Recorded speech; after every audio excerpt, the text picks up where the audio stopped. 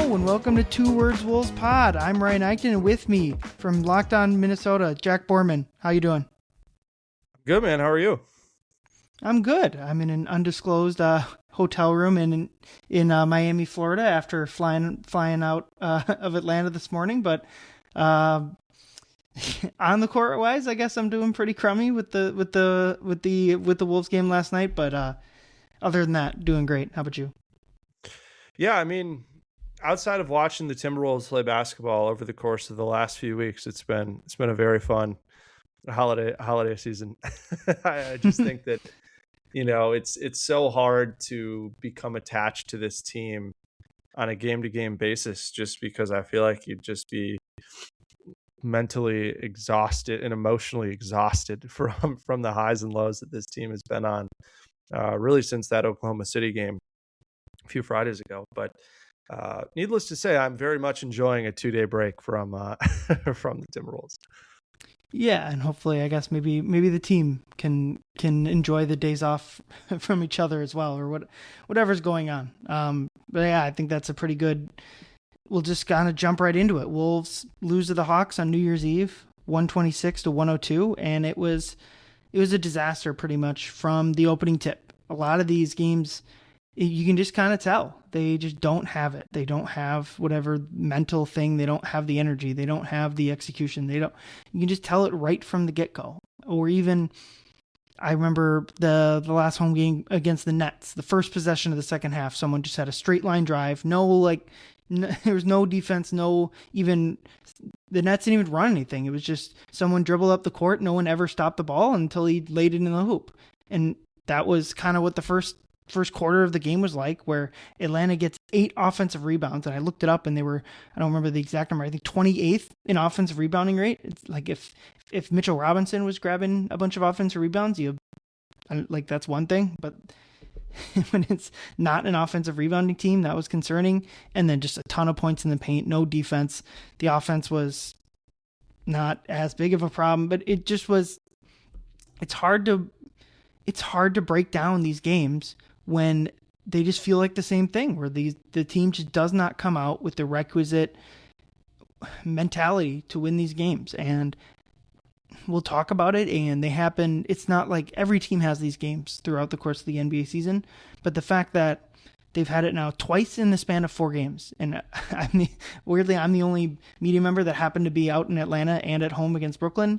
And I said to Chris Hine of the Star Tribune before the game, I'm like, this wouldn't be so weird if I didn't do it 4 days ago. I felt like I walked into the locker room and I asked the exact same questions that I did 4 days ago about turning this thing around, finding more consistency. Like, that's the problem to me. It's like one-off games, New Year's Eve even, like it's not necessarily a normal game, quote unquote, or whatever, but they just keep happening. And really, they've kind of happened, aside from a couple second halves to save games, it's really been happening all month.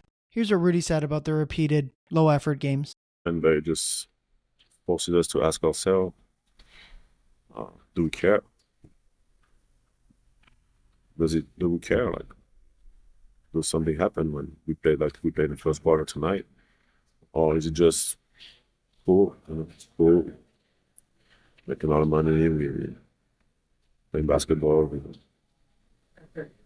what we do and go home and be happy. I think that's the fine line between the team that's playing for a championship and the team that's full of talent but doesn't accomplish shit. I think that's what's the most frustrating thing about it for me, is that, like, this team has had so many opportunities to learn from their mistakes, right? And I think when you also factor in that the Timberwolves starting lineup and their core 7 guys have played together more than just about any team in the NBA. And you look at the Timberwolves' most used lineup, I think that it is the most used lineup of any team in the NBA so far this season with their starting 5.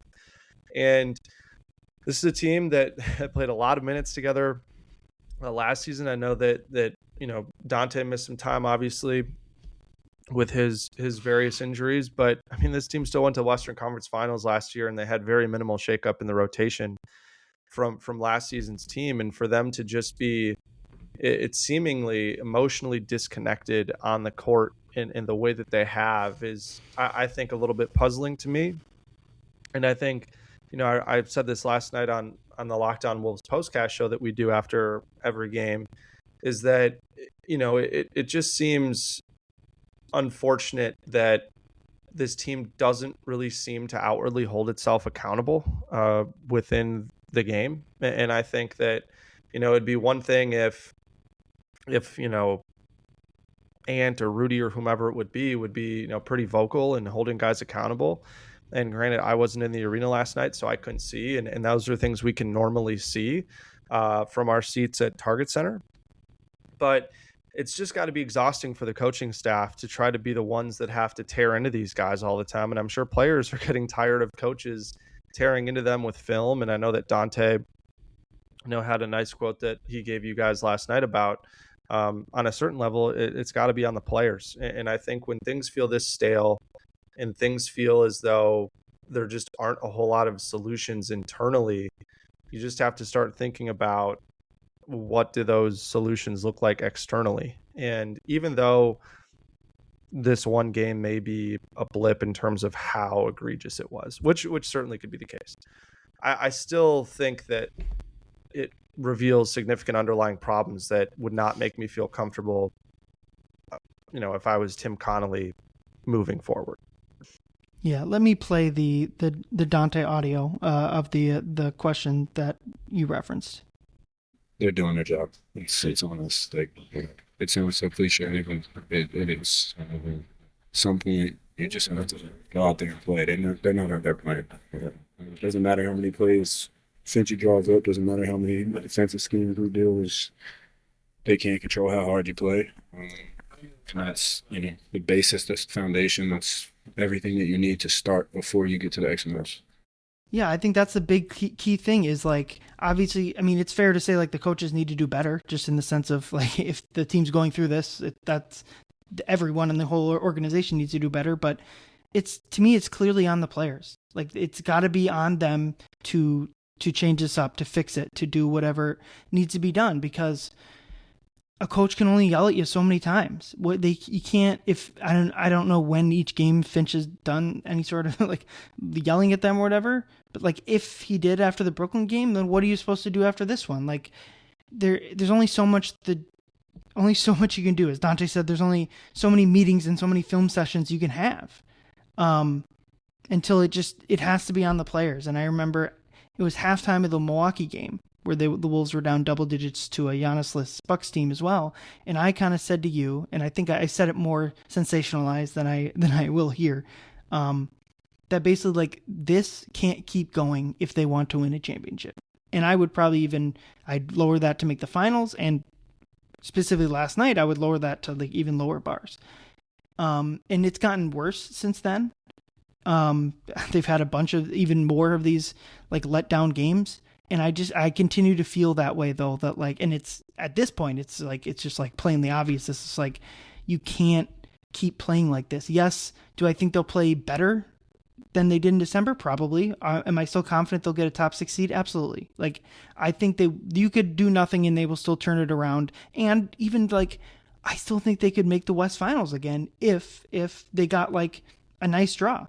If Denver probably will lose some games here with Jokic out, and it sounds like, unfortunately for them, Valanciunas got hurt last night, which would be... He's already been ruled out for Friday night's game with a calf injury. If you that's basically, other than Jamal Murray, their top 5 players are out for at least a top, whatever, they're maybe Peyton Watson's, doesn't matter. Five key players to them. Like, they might fall. So, like, if Denver falls to 5, could I see the Wolves beating the Lakers and, like, the Spurs? Yeah, that is possible. But, like, that's not the bar anymore. Obviously, that'd be a quote-unquote good season or whatever, but that's not the bar anymore. And to me, to beat one or both of OKC and Denver, we have to start seeing the hints of that between now and the next couple months, really probably before March. Because once March rolls around, teams start to tank or playoff teams start to rest guys. Like, it needs to be now. It needs to be these next couple months. If they're going to hit whatever ceiling, like this crap that happened on New Year's Eve, like, just has to be few and far between. Yeah, and those teams, and I would include San Antonio and Houston to a certain extent with how good they are defensively. Like, all 4 of those teams will prey on teams that are emotionally disconnected and that can fall victim to 3-4 minutes of just going brain neutral, whether it's offensively or defensively. And I think that the Timberwolves have shown that, I mean, you've talked about it with their first half, second half splits, especially in the last month with some of these lesser opponents, that they just don't seem interested in playing basketball until the second half. And you just can't do that against a lot of those teams. And I think what's been a little bit disappointing for me as well is that, Chris Finch obviously has chosen to send his message in practice and in film sessions and that sort of thing. But I would have really enjoyed, the Timberwolves were down 25 with 3-4 minutes left in the first half last night. You're not going to lose the game by putting Leonard Miller or Johan Berenger out there for 4 or 5 minutes just to see if they can provide a spark. And if I'm looking at Julius Randle or Naz Reid, or it could be Ant or Rudy or literally, or Jaden, literally anybody, I would say, like, if you don't want to play tonight and tonight you look like you don't want to play, I'm just going to keep going down my bench.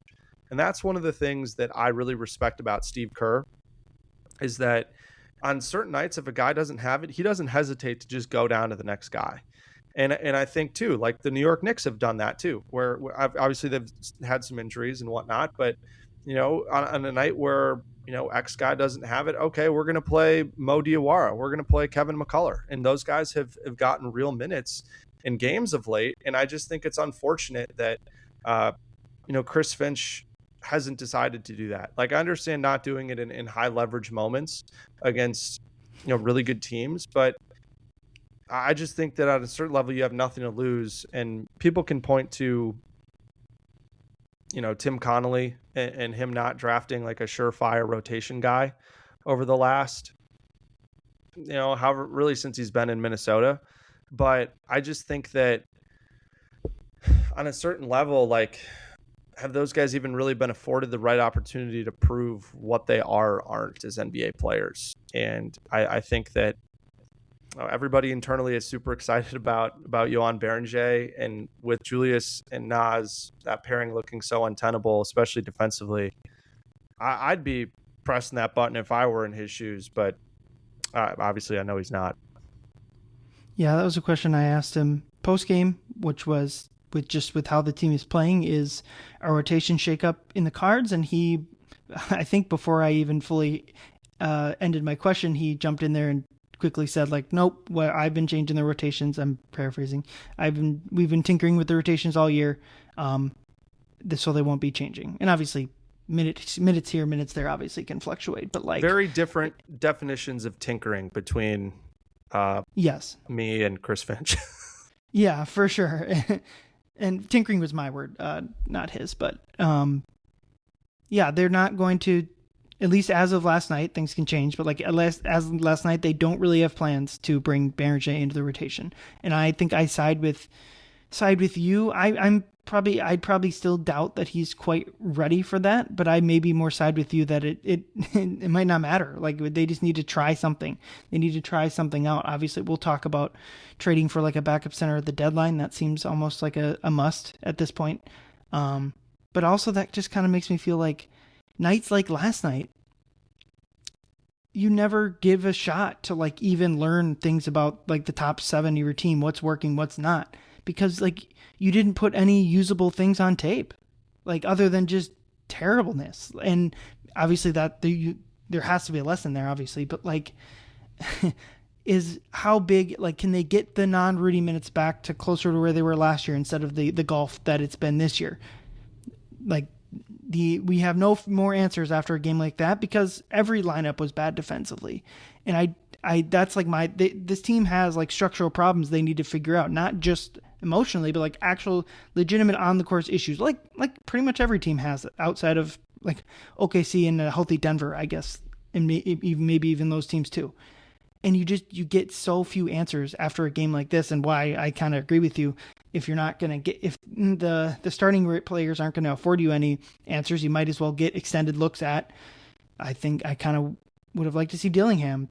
That unless he's just totally out at this point, I don't think that's true. But like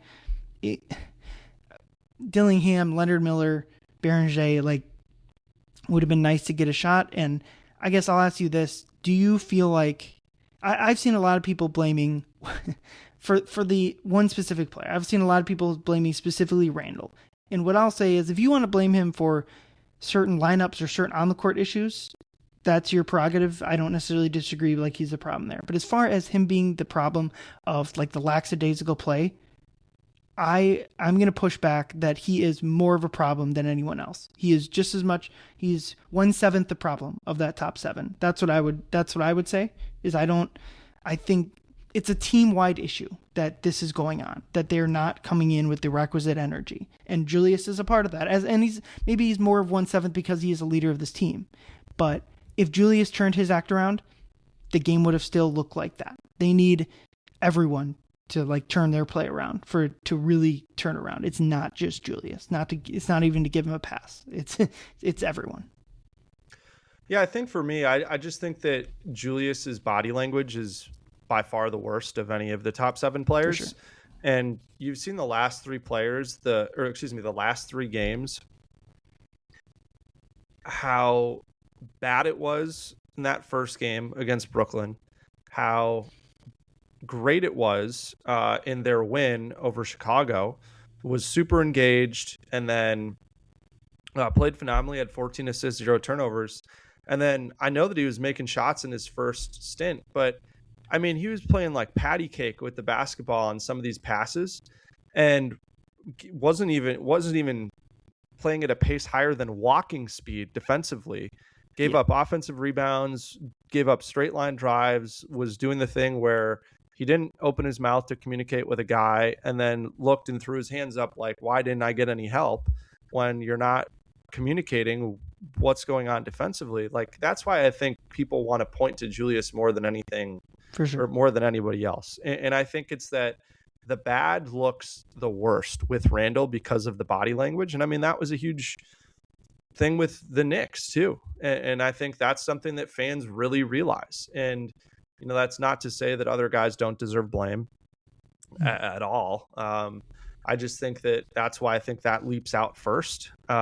Because when, you know, then you go and look back at like the fourth quarter against the Knicks, obviously that's like as good as you get it with Julius Randle, but it's like, he's super engaged. He's playing very hard on both ends of the floor, and is totally contributing to things in a positive way. So I think that's just frustrating. The gap between his good games and his bad games with the body language is just crazy. And for a guy getting paid, you know, $31 million, like, you damn well better bring some good body language in every single game. And that's the least that you can do. You know, like, I'm totally fine if you miss some shots. Like, I have zero problem with guys missing shots, especially like Dante and Ant for the most part. Like, I have zero problem if those guys are missing shots because they're playing hard and they're doing all the other little things. You know, same goes with Jalen Clark. Like, Jalen Clark's going to make shots. He's going to miss shots, but I know he's going to play really hard every time he's out there. And I think for me, those kind of intangibles are far more frustrating and far more worrisome to me than any type of roster on the court, like, you know, schematics, tactical things like that. You know what I mean? Because I think, you know, you can make moves to address some of those things, but it's just, I don't know what you do to address the, you know, kind of emotional disconnect that is seemingly there for the Wolves on the court from game to game. Yeah, that's exactly right. I mean, other than trading Randall, which I guess we can discuss later on the pod, but yeah, and if Randall is missing shots, I don't think like that wouldn't be the issue either. Like, I mean, he hasn't shot the ball well from 3 this year, but like, or really just the past couple months, but like that's not the issue. The shots, his shot selection, aside from the disaster in Denver overtime, like, has been fine. But it can't be. I don't know what's causing this, because I mean, up until like the Brooklyn loss at home, their record was fine. The Denver loss was frustrating, but like, I don't know. I had a hard time getting to. It certainly wasn't like the emotional stuff that we've seen these past 2 losses. That's not why they lost the Denver game. That was more like the schematic stuff, lack of non-Rudy defense, all that fun stuff. Yeah, I think it's fair to point out Julius for the past 2 losses. I think that's fair. I think maybe if I were to rephrase my last segment would be this kind of lack of consistency has been really happening all month. And so I don't think, like, if you just traded Julius for nothing in a hypothetical, I think these games would still continue to happen because it's not it's rooted deeper than just one player. Is totally my agree. point. But to fix it, it's on the leaders of the team, and that is supposedly Ant and Julius. And Julius specifically has had the poorest body language on the team, and the other person I would point to body language, at least after he checked out of the game, is Anthony Edwards, because both of these losses now, I didn't really report it. He left the bench early after the Nets game too. It was closer to a minute, but I saw him in the back hallways before the game was over, and he left the game with like 6 minutes left.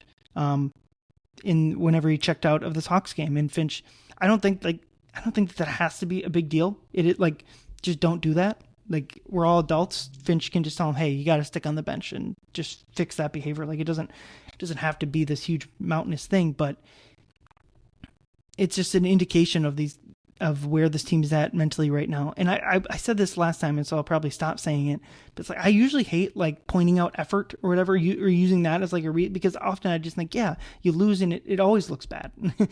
Very rarely do you look at losses and be like, I thought their effort was good that night. Like that, it's just a simple thing. But like when the players are saying it after games, like what else are you supposed to, you got to take their word for it. Right. So I don't, we'll see on Saturday against Miami. I would expect them to have a good game in Miami because honestly, that's kind of what they do.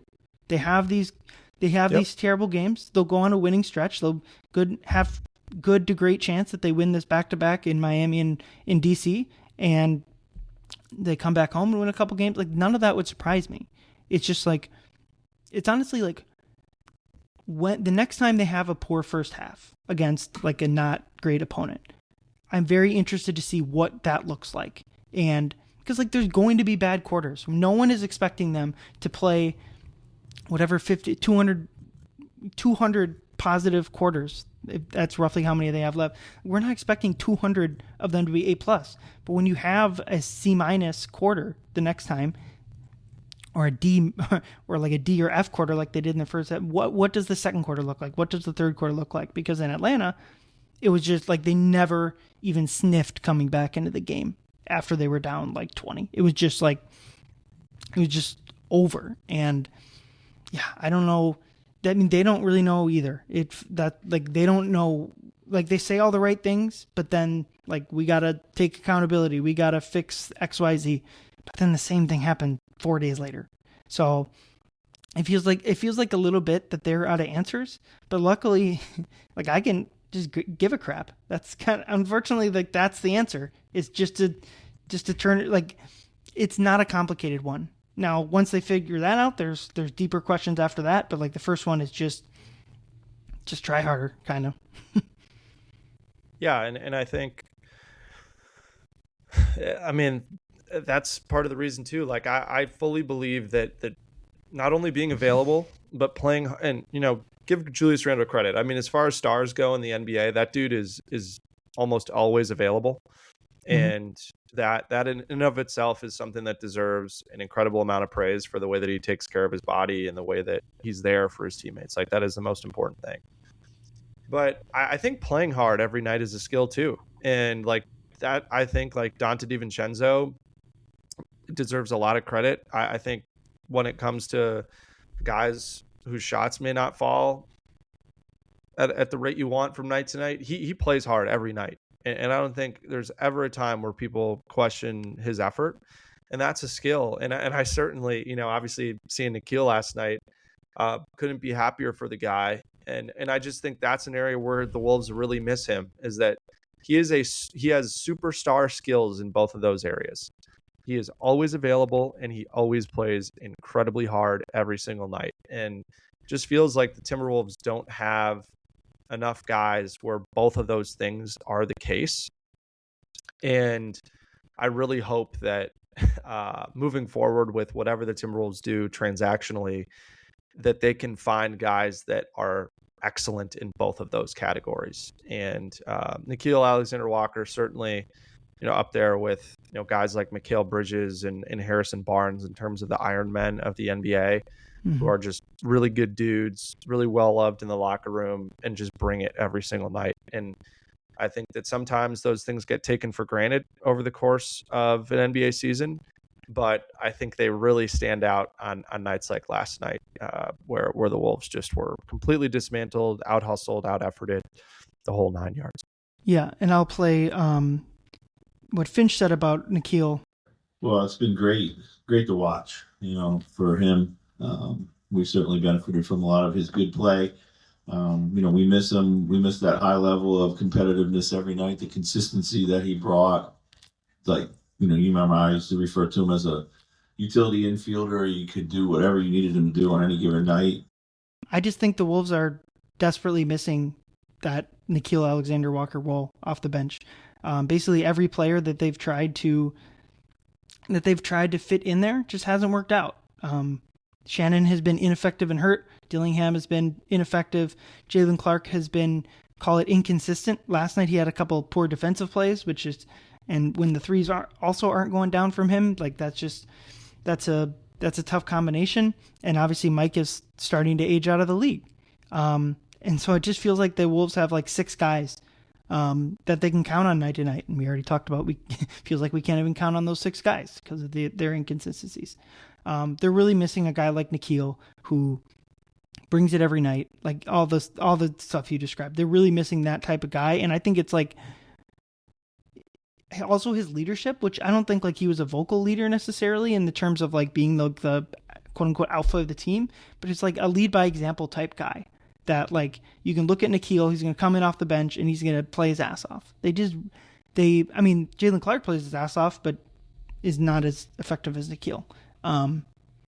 And so they just need that. And I worry, I did catch up with Nickeil before the game, which is always nice. My favorite thing Nickeil does every time you talk to him is he will, a lot of times you'll talk to guys and they'll pause and you're like, oh, did he hear me right? Nickeil will honestly listen to your question and like sit there and generally like think out the proper answer. And it is like, I think I jokingly kind of asked him about like a couple of playoffs. We were talking about when he had his son and he had to fly back. He said he took a Spirit flight home to try to catch the birth. We were talking about that, and he was talking. I just asked him about like playing on the road because half the Wolves roster had young kids at that point, and he like generally thought about it and then answered my question about it. But I will say he seems really happy with his current situation, and really grateful for his time with the Wolves. He just talked about his relationship with his teammates. Obviously, like I wouldn't say the Wolves revitalized his career, but he was able to revitalize his career in lockstep with the Wolves. And so like it's a big portion of him. I don't think it was easy. He obviously would say he made the right decision, but like him playing well now isn't just about that and the money that he earned. I think it was, I asked him and he agreed with me. It was a full circle moment for him to close out his 2025 playing the Wolves, getting to see his guys. And I like, that was kind of special for him. And one thing he did say is like back when he was on the Wolves, they had this mindset. I think he was more talking about 2 seasons ago, the season where they went into Denver and won the Game 7. Like they just had the mindset of we're going to kick ass every single night. Again, that's my words, not his. They're going to they had this mindset of winning every single night. And you saw that specifically on the defensive end of the floor. And he said like he's working to bring that to Atlanta. And I don't know if he's done that successfully, but what it feels like what has happened with him leaving to Atlanta is he's taken that with him, unfortunately. Yeah, no question. And I just think for someone like Nickeil too, I mean, I couldn't agree more about just having a conversation with him. I mean, one of my favorite things, fun fact, me and Nickeil were born on the exact same day, exact same year. So we always kind of had that connection. And that's kind of, I think, when you're meeting players the first time, you kind of have things like that. I think it kind of helps them remember who you are and kind of get off to a better footing. But he would always, if you were to ask, how's your family doing? How's your how's your kid doing? You know, he's not the type of guy where it would just be a one-way thing. Like he wanted to meaningfully engage with people. And I think that it's just allowed him to create so many great connections. You know, and I'm fortunate enough to be able to talk to a lot of different people in the Timberwolves organization, whether it be, you know, front office, coaching staff, you know, people on the business side of things, you know, whenever we go to an arena. And he's a guy that has a 100% universal approval rating from everybody you talk to. And that is not the case about almost anyone. And I think for Nickeil, it's just a bummer that not only they lose a player like him that is playing a very important role, but just the intangibles of what he brings outside of that, I think they also miss as well. Yeah, and I don't I don't know how they get that back. And I don't know, maybe looking back, I don't think they really had, like, they had another out. They couldn't re-sign him. It just, if they had matched Atlanta's money, they'd just be so far deep into the second apron that, like, they couldn't make any moves just because of how the second apron works. So it's just kind of like an unfortunate byproduct of what's gone on, that they had to lose Nickeil. And I guess my question is, how do they now go about, we're 30-something games into the season. I think it's pretty clear that like that's a big hole that they're missing. It's just like another bench type player that can come in. And I think the idea, at least was that Clark would be able to come in and replace like the defensive element.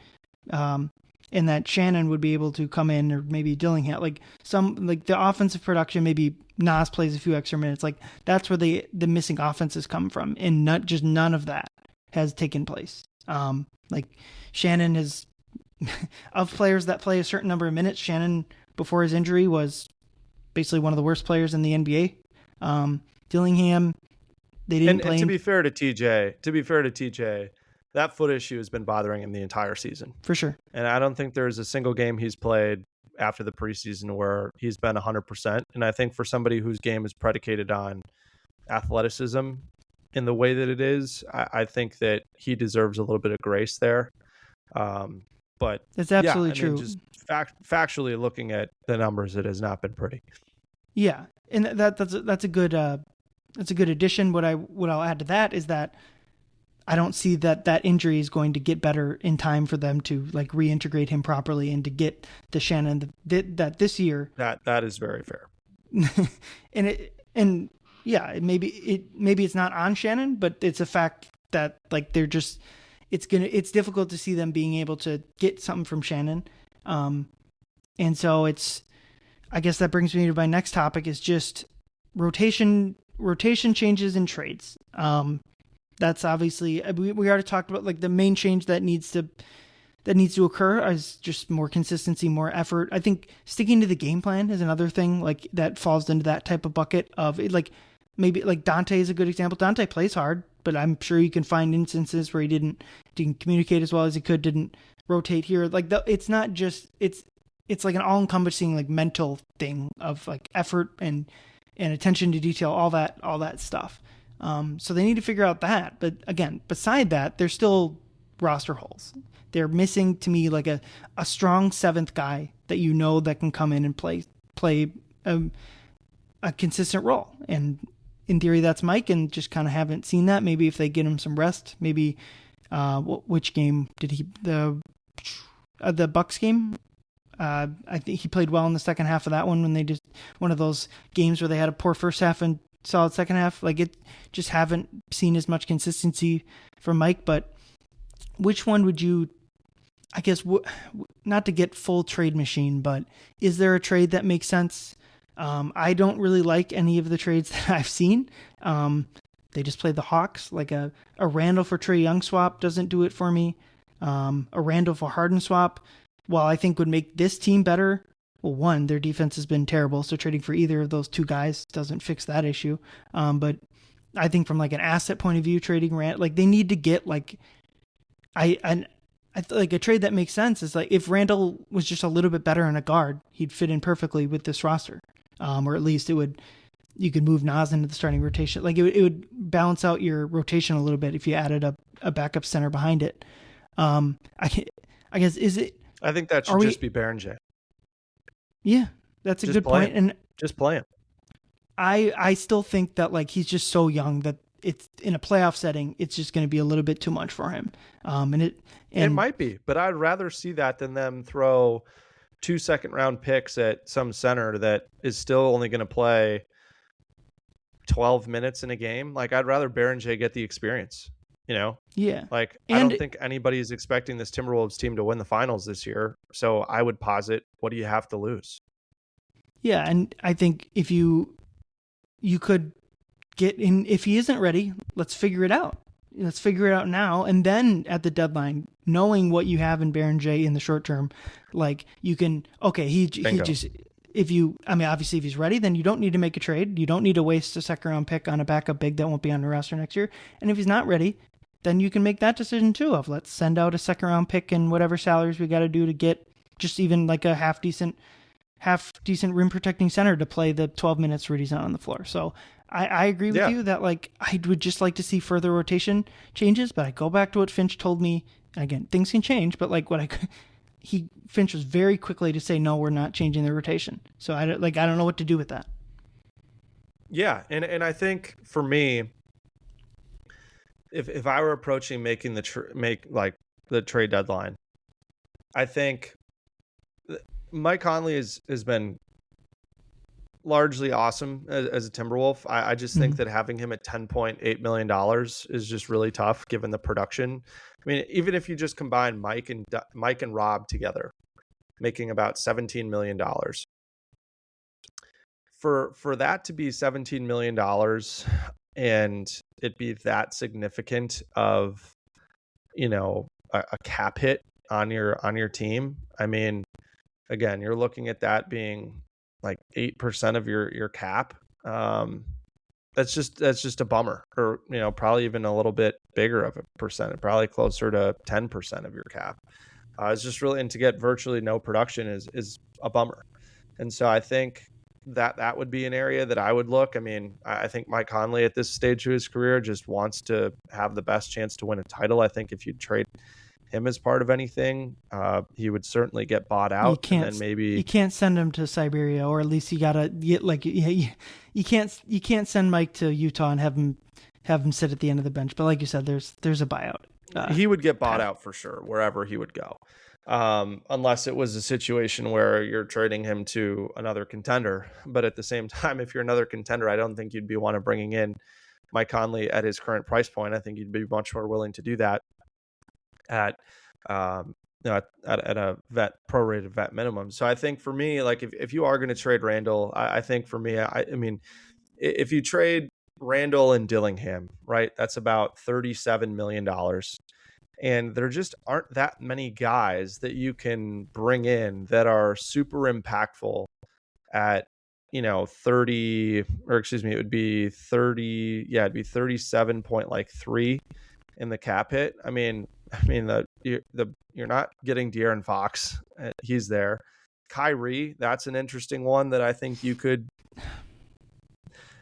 maybe. Asset-wise, that's just so tough. Those are the types of players that are at that money. So I just think it would be much more worthwhile to try to split Julius into two guys coming back and see what you can do that way. Like I really like the idea of, if you, as part of a 3-way trade, you get like Colin Sexton, who makes about $19 million, and then one other, role player coming back. I think that would be, interesting to me in terms of how you'd go about constructing that trade. I just think that, the Wolves are in a pretty good spot financially, outside of the Naz Reid contract, which I think is a little overweight at this point. But I fully understand why they did it. And again, I just don't think that the Wolves are in a spot where they can trade Randall plus something else to get whoever it is, because I just think it would strain your depth even more unless you're really confident that you're going to get a guy in the buyout market. But even then, how often do we see guys that are bought out and then sign somewhere become like fixtures on a playoff team? Like, it's just so rare that happens and works out in a meaningful way. So I think I'm pretty much out on any trade that you'd be sending Randall out. and aggregating salary to bring in somebody that's more than that. And I also just think that trying to find commensurate value for Julius Randle, just strictly talking on the floor, what he's able to do, just going to be really tough, given the salary constraints that you have. And I mean, like, people are pretty quick to forget that, like, Julius Randle was awesome at the start of this season. He was awesome down the stretch of last season. He was the biggest reason, for my money, why they beat the Warriors in that series. He just dominated Draymond Green in a way that just does not happen, like, almost ever with somebody as good as Draymond Green defensively. So it's just a precarious spot that Tim Connolly and his front office find themselves in. I don't envy them at all. And I think anybody who is acting, I would be weary of listening to anybody who thinks that there is like a very easy solution to this. Like, you can say an easy solution would be like, all right, play Baron J more. Like, okay, that's fine. But that doesn't really fix like the underlying problems that this roster and team have. And trying to go about fixing those, I think, is very difficult. Yeah, that's a perfect point, is that every trade or every rotation thing comes with like a potential pitfall. Pretty much every, like, trading Randall is, especially mid-season, like that. How many NBA champions, and maybe that's a goal we should maybe part ourselves with, but like, how many NBA champions have traded away their second best player at the deadline? I'm almost certain it's zero. Like, if you're trading Randall, it's pretty much it has to be with the mindset of it's going to make our roster and our asset pool or whatever better for next year, the year after, the year. And it's not that you're punting on this season. Like, Sexton's a solid player and probably fits better with this lineup. But it'd be too much. Like, I talk about needing the next couple months to like figure it out or whatever. Like, that obviously a big trade like that would just completely upend it. And it's not that you couldn't win a playoff series or even two, but like, yeah. I just think, like, bigger picture. And it's unfortunate. Go ahead. I was just gonna say it's unfortunate too, thinking that way, because the West is like more wide open than I think people think. Yeah, it's certainly more wide open than I would have said a month ago. I don't think OKC for sure in a playoff setting is infallible. They're clearly very, very good. Denver's got injuries that none of them right now seem to be affecting their playoff chances, but just in general, a team that's injured in January is probably more likely to be injured in April, unfortunately. But luckily no one's had a catastrophic injury for them.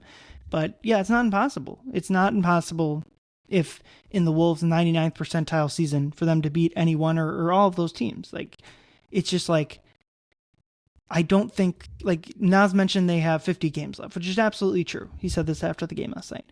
But I also kind of think, but you need to figure it out. You need to start playing like that by the 50 game mark, by the 60 game mark. If you, like, last year we saw it.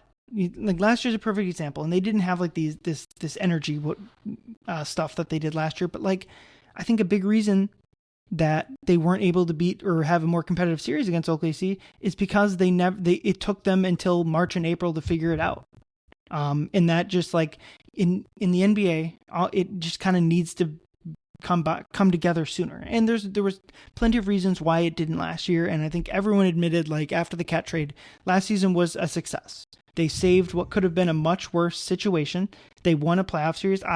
We talk about the Golden State series. I still think the Wolves win that series if Curry is healthy. Now, we'll never know. And if Golden State fans want to disagree with me, that's your prerogative. Certainly, like, we don't know. But I think this idea that, like, the Wolves only made the West Finals because Curry got hurt. Now, they certainly got fortunate. But, like, why would, like, Jimmy was bad in that series. You mentioned Draymond getting overpowered. It's like, I think the Wolves were as good as any. If Denver had magically pulled out that OKC series in that Game 7, the Wolves had made the finals. Like, Aaron Gordon was already hurt. Like, the Wolves would have beaten the Nuggets. Now, if that's a first round series, maybe it's different. Blah blah blah. Like, they were very good last year. And you mentioned Randall was fantastic in November. His best month as a Timberwolf, I would say, was, especially if you throw in the October games too. Like, that was his best month as a Timberwolf. And I bet you he'll get back there. I bet you at some point he'll start playing like that again, because that's what we've seen.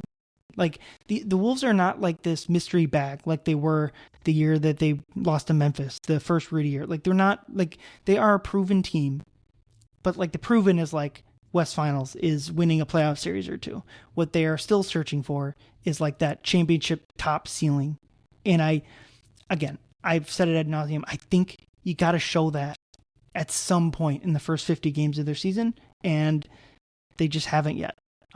And it's I think, but I mean yeah. the good news is like the Wolves have the most important part. Yes. In having like one of those 5, 6, 7 guys.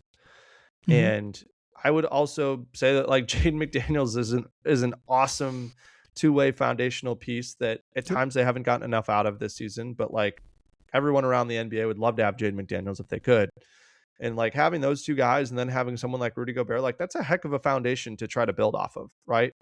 Mm-hmm. And I just think the Timberwolves haven't quite figured out what they want their identity to be on the floor with Anthony Edwards. And I do think that what your point about, well, let's clean things up not only for this year, but the years moving forward financially is really important because I think it would give them more leeway to try to figure out exactly what that is. Yeah, and I think the most untenable. I went on Dukewitz's show yesterday, and someone mentioned like the Wolves just don't have any assets, and that's something I would push back on. And I did last night. Like they don't have any draft picks right this second. Obviously, their pick opens up this offseason, but they have player assets more than other. Like they're not Milwaukee. They have obviously they have assets too. Milwaukee has one of the best assets in the league, but like. The Wolves have stuff to trade. They can trade Randall if they wanted to trade him for picks to flip later. Like they could do that. Makes it tough with the money midseason. But like the biggest like untenable like roster construction thing to me is the combo of Julius Randle and Naz Reid. Like I think we've just kind of see those two struggle to play the floor together. I guess the caveat to that is like because neither of them are centers. They're just not. Certainly Naz isn't anymore, and Randall isn't either. We go back to rotations. Shout out Dane Moore. Like, should the three bigs look? That to me, that would be a rotational tweak you can make. You play the three bigs look either to like play more Jaden at the 4/5, or in preparation if you do add a backup center and your main three bigs aren't going. If they add a backup center, and like that's just going to mean Naz plays less. And given how much he makes, that just can't happen. So if you're going to add a backup center without lowering Naz's minutes, those minutes have to come at the three. And it's like maybe now I'm just like paraphrasing Dane's show, but it's like we don't know if that'll work, and there needs to be more figuring out because. They're not really winning a ton of games. Like they're on a 50-win pace, but like they're not really winning a ton of games as is. So you might as well try to like experiment, find the lineups that work, and like playing more funky big lineups, three big lineups. Could you try going super small? Like play Jaden at the center against lineups that like when the other team has a lineup that it makes sense to play that against. And they've started doing that. Even when Jaden has been out there with Naz and Julius, they've been playing Jaden functionally as the center defensively. Sure. Yeah, and the Denver game, obviously that's like a complete like they were guarding Jokic with Ant at times and doing the classic like. But that was against Denver. That only really. If Aaron Gordon is the guy that Rudy's guarding, that doesn't work anymore. The guy shoots 40% 3 points on volume. Like you can't roam off him anymore. I think it needs to be more rotation. And maybe we're not giving the coaching staff enough credit on experimentation. I'm still kind of surprised that Finch was like so ready to like not to like say that there's no rotation changes. Just because it's like it just feels like it's time to try something new. Because it just feels like the team wide is stuck in the mud. All right. You mentioned it earlier. I have first half and second half splits, and I do think this is kind of indicative of. So last 15 games, they have 109. Well, I'll just do rankings. They're 20 in first halves of their last 15 games. They're 27th in offense, 21st in defense, and 24th in net. So they're playing like a bottom 10 team in first halves of the last 15 games. This is pretty much the month of November. In second halves, they have the best net rating in the last 15 games in the entire league. And like they are doubling every other team in the field, meaning, so like their numbers are averaging out as like a like the 10th best team writ large, but it's coming on like just insanely bad first halves and incredibly positive second halves. And what we've seen lately is those second halves are drying up and the first halves are not rebounding. So I'm always hesitant to like take a 15 game sample and then slice it in half, because I think like it's kind of like a cherry picking thing. But like to me, that's like such an indicative number. I'm not even like projecting forward using these numbers. I'm more reacting to the past of saying like that's such a clearly like a mental thing of like they're just not coming into these first halves. And I'm pretty sure if you slice the quarters too, it would become even more stark. Like they're just not coming into these games with like the right mindset or even close. Yeah, and I think that the problem with that, like, is that I think on a certain level, like, that's where you kind of have to get on Ant a little bit, right? I mean, Ant's had some really quiet first quarters, and I understand that Ant's MO has kind of been feeling out how the defense plays him, and then comes out and has pretty big second and third quarters, and that was pretty much exactly what happened against Chicago. But I think the problem is that the biggest difference between that game in Chicago versus, a lot of the other games in the sample that you're talking about is that, that Naz Reid boomlet at the, end of the first quarter where he comes in, scores 8 really quick points. Then Bones Highland comes in, scores 7 really quick points at the start of the second quarter. That type of production from the bench just has not been there for pretty much the entirety, of this season. And I think that's been one of the biggest issues, with the Timberwolves, for my money, has just been this super inconsistent production from the Timberwolves bench. And I think that this Timberwolves bench, unfortunately, is relying way too heavily on Naz Reid, and Naz Reid just hasn't been the guy that I think they really had hoped that he could be, consistently. Look, I'm not asking him to have 33 points in in a significant number of games here. I'm just saying, like, I think they would like him to be able to get to that 15 to 18 points per game mark more consistently than he has. And I think there have been way too many nights where that inconsistency offensively has been paired with really subpar defense. And I think that that's unfortunate, just because they don't really have, anything else to get to, right, offensively off the bench. And so I think until the bench improves, it's got to be more on the starters to bring that energy at the start of the game. And unfortunately, too, the blended lineups just haven't been quite as good this season as they were last season, especially at the start of the second and the start of the fourth quarters, right, where you a lot of times will have Jaden, Naz, and Rudy kind of anchoring things in the front court, and then you'll have Dante generally, and then one of Bones, Mike, Jalen, TJ there. And those lineups were really, really good last season. They just haven't been there this season. And the Timberwolves have been near the bottom 5 in terms of overall bench production, in terms of scoring, pretty much the entire season. And I just am not sure how you address that coming in. Like, I just don't know what type of guys could be had that make sense for them, whether it be in the buyout market or out there on the trade market. Yeah, and that's been the unfortunate part, is that like their bench scoring and their bench value was such a big part of their last 2 playoff runs. I mean, you think back to like the Lakers series where they had 4 playable guys, and Redick is not subbing anyone out in the second halves. And I don't think the Wolves are quite in that dire of straits, but like they're closer to that end of the spectrum than like thinking back to the Denver series where Nikhil is just destroying the Nuggets' second best player. On the one infamous game I did shout out that game when I talked to Nikhil. Got a wry smile out of him, reminiscing on those days. But to go back to Ant, I think people are aware that he did not speak to the media after last night, and I'm not gonna get on a soapbox about that, because I think it's like a separate, it's not even like an on the court thing, and like it's more frustrating obviously as like a media member than like an actual like X's and O's or whatever. But like, I don't think like they need his leadership, like on the court, in the locker room. They need like their best player to step up in that area. And he just, obviously, like when Cat first got traded, it was understandable why that was other people's roles. But like, especially as like Mike ages out of being a starting player, a foundational role player, or whatever, as Mike ages out of that, it needs to come from somewhere else. And I think it's just so obviously like it's got to be Ant. And it's not like everyone has different leadership styles. He doesn't got to go out there and be Kobe or whatever, like that type of whatever. But like they did, like you already mentioned it, they just need more from Ant, both on the court, leadership wise. He played great offensively in the Hawks game. Go look at his numbers, and it's super efficient 30 points. Like it's not, the offense was fine.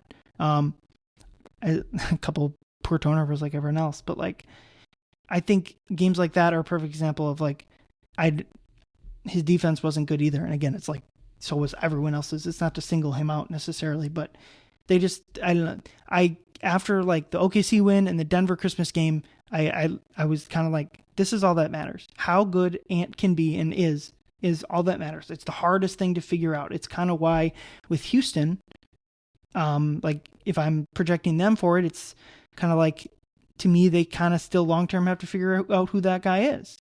Right now it's Durant for them. That's great. And it's like, I think Amen Thompson will fill into that role, but like Ant is on another level than Thompson, obviously, so far. And then KD's just at the end of his NBA life cycle, still obviously a fantastic player. They need Ant to be like, right now Ant is not close to winning MVP. And it's not to say he has to win MVP, because like Jokic before he got hurt was like just running away with the thing, which we saw that. It needs to be like the night-to-night consistency. That's the biggest difference between him and Shea. I think like Ant can replicate a lot of the stuff Shea does. Certainly, like we saw it. He blocked Shea at the end of that game. He stripped like Ant is just as good as a player. To me, it's like that consistency just is not there. And obviously, I can't speak to SGA's like leadership because we don't cover that team. But I would imagine Ant could replicate some of his leadership as well. Yeah, no question. Awesome. That's where we're going to wrap up. Jack, what do you have to plug? Anything? We got Locked On Wolves for you, postcast? Yeah, absolutely. We're on myself and Luke Inman. We go live after pretty much every single Timberwolves game on the Locked On Wolves YouTube channel. So you can find us there within 10 minutes of every single game ending, or you can subscribe and listen to the Locked On Wolves audio feed wherever you get your podcast. That show also gets uploaded there once we finish up on YouTube. So yeah, be free to check us out. And for my money, it's the best and the only real immediate reaction podcast and content that goes out immediately after every single Timberwolves game. Yeah, and go check them out, and hopefully the Wolves can give you guys a little bit more positive stuff to talk about. I'm sure the postcasts last night and the Brooklyn game were not necessarily the most fun ones to do. I'm sure a lot of the topics we covered. It was, honestly, well. the Brooklyn one was a bummer, but the game yesterday I think was more fun just because it was a culmination and it was like everybody was mad, and I think when everybody's mad, it's kind of like you get through it together in more of a fun way. Where I think the Brooklyn game, some people were just like, whatever. Yeah, it's a weekend, Yeah, maybe the hardest ones to go is like where they play, like if they just sort of beaten Atlanta yesterday by like 7 points, and it was like, yeah, hard fuck, and they pulled away at the end. And it's like, yeah, so what? Maybe those are the even though you get the positive result, maybe it's like those are the harder games to cover than the crash out games.